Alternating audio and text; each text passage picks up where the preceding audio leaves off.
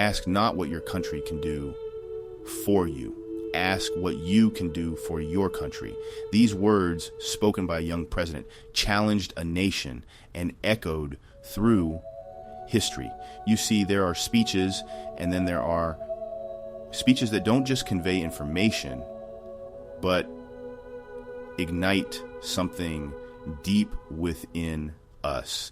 They stir our souls, awaken our dreams, and sometimes they even change the world. These are the speeches we're going to explore, the ones that gave voice to the voiceless, strength to the weary, and hope to the hopeless. Get ready to be inspired, to be moved, and to rediscover the power of words to shape our world and our lives.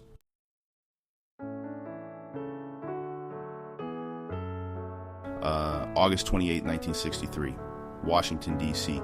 Over 250,000 people gathered, a sea of faces reflecting a nation grappling with its conscience. They came to demand equality, to demand justice, to demand an end to the segregation and discrimination that had plagued America for far too long. And standing before them, a beacon of hope and resilience, was Dr. Martin Luther King Jr., his voice resonating with the weight of history and the promise of a brighter future.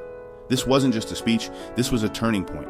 Dr. King's words, imbued with the spirit of Gandhi and the fire of the prophets, painted a picture of a nation transformed, a nation where his children would be judged not by the color of their skin, but by the content of their character. Martin Luther King Jr. I have a dream, he declared, his voice soaring above the crowd, that one day on the red hills of Georgia, the sons of former slaves and the sons of former slave owners will be able to sit down together at the table of brotherhood.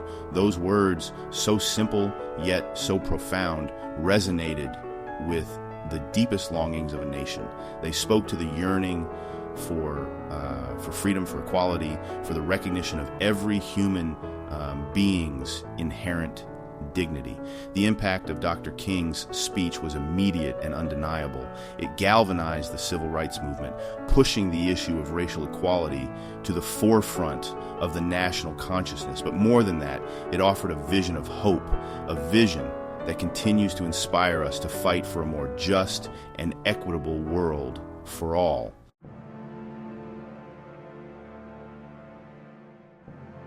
The year was 1940, a time when the world was engulfed in the flames of war. The world watched in horror as the relentless march of conflict spread fear and uncertainty. The Nazi war machine, with its ruthless efficiency, marched across Europe, leaving a trail of devastation and despair in its wake, cities reduced to rubble and lives shattered. Great Britain, standing alone against the seemingly unstoppable Nazi threat, faced its darkest hour with courage and determination. The very survival of their nation, their way of life, hung precariously in the balance as the threat loomed ever closer. It was in this moment of peril that Winston Churchill, the newly appointed Prime Minister, stepped before Parliament to deliver a speech that would galvanize a nation and alter the course of history. With unwavering resolve and a voice that resonated with the spirit of defiance, Churchill refused to sugarcoat the gravity of the situation, acknowledging the immense challenges ahead. Winston Churchill, we are in the preliminary stage of one of the greatest battles in history, he declared. His words a stark reminder of the monumental challenges that lay ahead. But Churchill's speech was not a message of despair, but a rallying cry, a call to arms that would stir the hearts of the British people and inspire them to fight for their freedom with every ounce of their being. Winston Churchill. We shall fight on the beaches, he proclaimed, his words echoing through the halls of Parliament and into the homes of every Briton, a promise of unwavering resistance. We shall fight on the landing grounds, he continued, his voice unwavering and resolute. We shall fight in the fields and in the streets, in every corner of our land. We shall fight in the hills. We shall never surrender. His words were a testament to the indomitable spirit of the British people. Churchill's words were a lifeline in a time of darkness, a beacon of hope that shone through the gloom. They instilled a sense of hope and defiance in a nation teetering on the brink. A reminder that they were not alone in their struggle. His speech, a masterpiece of rhetoric and resolve, reminded the world that even in the face of overwhelming odds, the human spirit, when fortified by courage and determination, could overcome any obstacle. It was a message that transcended borders and inspired countless others to stand firm in the face of tyranny.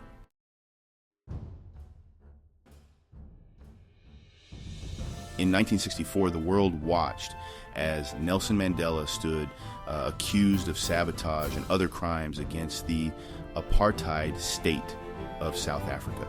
Can you imagine the weight of that moment? The tension in the air was palpable as the fate of not just one man, but an entire movement hung in the balance. The eyes of the world were on him, this man who had already sacrificed so much in the fight for equality and justice. He had become a symbol of resistance, a beacon of hope for millions who suffered under the oppressive regime.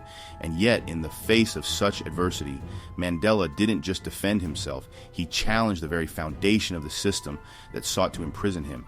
He stood tall, not just as a defendant, but as a leader, a voice for the voiceless.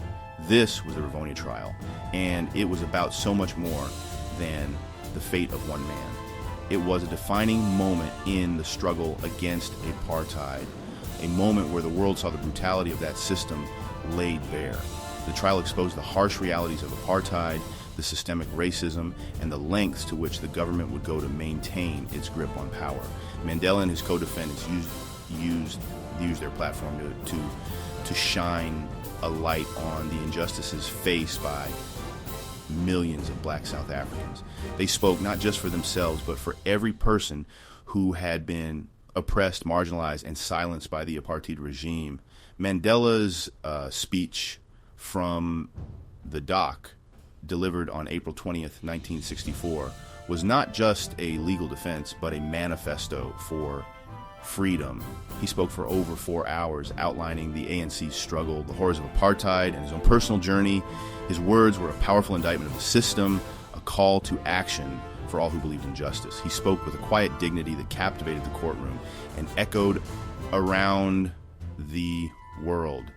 His calm demeanor and unwavering resolve left an indelible mark on all who heard him. He knew the risks, knew that his words could land him in prison for life or even a death sentence. Yet he chose to speak out, to stand up for what he believed in, regardless of the personal cost. But still, he spoke truth to power. This was a man who was willing to lay down his life for his beliefs, a man who embodied the very spirit of courage. His bravery was a testament to his unwavering commitment to justice and equality. And then he uttered those 4 powerful words: "I am prepared to die." They weren't a boast nor a threat, but a simple statement of fact, a declaration of his readiness to sacrifice everything for the cause he held dear. They spoke volumes about his commitment to his cause, his willingness to sacrifice everything for the freedom of his people. His words were a powerful reminder of the cost of freedom and the lengths to which one must go to achieve it. Those words, "I am prepared to die," resonated around the world. They echoed in the hearts of all who yearned for freedom, inspiring countless others to join the fight against oppression. They became a rallying cry for the anti-apartheid movement, a symbol of resistance against oppression. Mandela's words galvanized a generation, sparking a global movement that would not rest until apartheid was dismantled.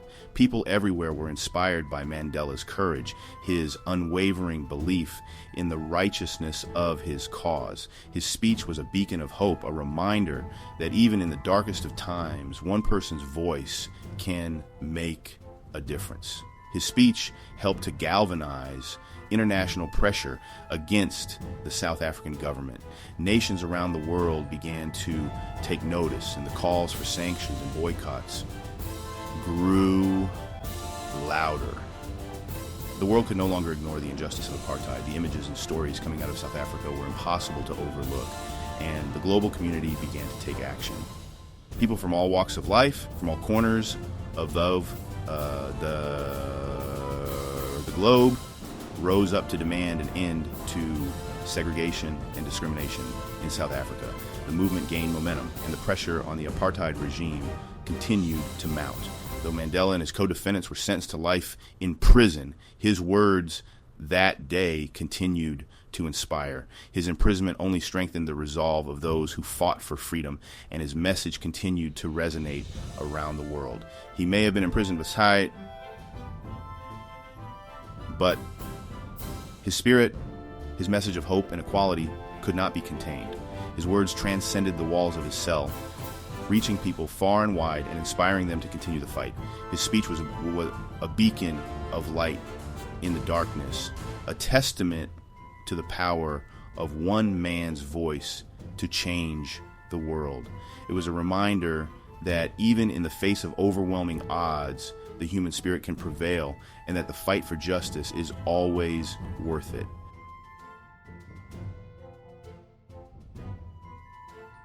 And then there was John F. Kennedy, a young, charismatic leader who stepped onto the world stage and challenged a nation.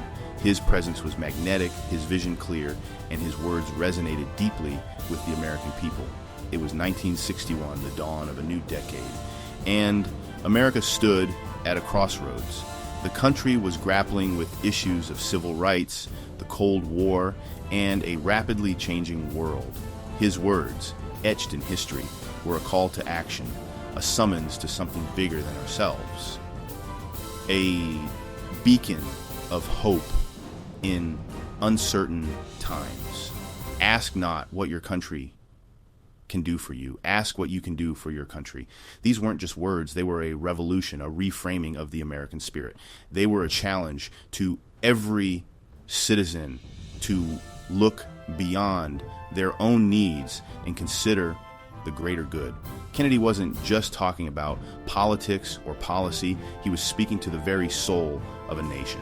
He challenged every citizen, every teacher, every doctor, every young person to ask themselves, what can I contribute? How can I make a difference? He urged people to think about their roles in society and how they could contribute to the collective well-being. It was a call to service, a call to put the needs of the many above the needs of the few. And America listened. The Peace Corps was formed, young people volunteered, and a generation was galvanized to action. This spirit of service extended beyond borders, fostering a sense of global citizenship and responsibility. That, my friends, is the power of a speech, the power to inspire, to uplift, and to change the course of history. Kennedy's words weren't confined to that chilly January day. They echoed through the years, a timeless reminder that we are all connected, that we all have a responsibility to lift each other up. His speech became a cornerstone of American values, emphasizing unity and collective effort. Think about it. Every time you volunteer in your community, every time you lend a helping hand, every time you put the needs of others before your own, you're living out the legacy of that speech. You're embodying the spirit of service and selflessness that Kennedy so passionately advocated for. It's a legacy that transcends political parties, transcends borders, transcends time itself. It's a legacy of hope, of service, of the unwavering belief in the power of humanity. This legacy continues to inspire people around the world to act with compassion and integrity. And that, my friends, is the true mark of a great speech. Not just the words themselves, but the impact they have, the lives they touch, the generations they inspire. Kennedy's words continue to resonate, reminding us of our shared humanity and the power we have to make a difference in the world.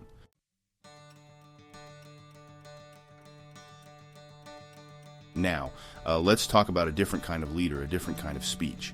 Steve Jobs, the tech visionary, the man who changed the way we communicate, the way we consume information, the way we live our lives. In 2005, he stood before a graduating class at Stanford University, not with a blueprint for success, but with something far more powerful, a story. His story, a story of setbacks and triumphs, of failures and resilience. He told those Wide-eyed graduates, stay hungry, stay foolish. At first glance, it might seem like an odd piece of advice, but beneath those simple words lay a profound truth. Jobs wasn't just talking about technology, he was talking about life. He was urging them to embrace curiosity, to never stop learning, to never be afraid to take risks, to fail, and to get back up again. Stay hungry, stay foolish became more than just a catchy phrase. It became an anthem for dreamers, for the misfits, for the ones who dared to see the world differently. It's a reminder that the path to success is rarely linear. It's messy, it's unpredictable, and it's full of detours. But it's in those detours, those unexpected twists and turns, that we often find our greatest purpose. Jobs' words resonate with anyone who's ever dared to dream big, to chase a passion, to take a leap of faith. They remind us that it's okay to be different, to be unconventional, to be foolish even. Because it's in our foolishness, our willingness to embrace the unknown, that we often find our greatest triumphs. So, stay hungry, my friends, stay foolish, and never ever stop believing in the power of your dreams.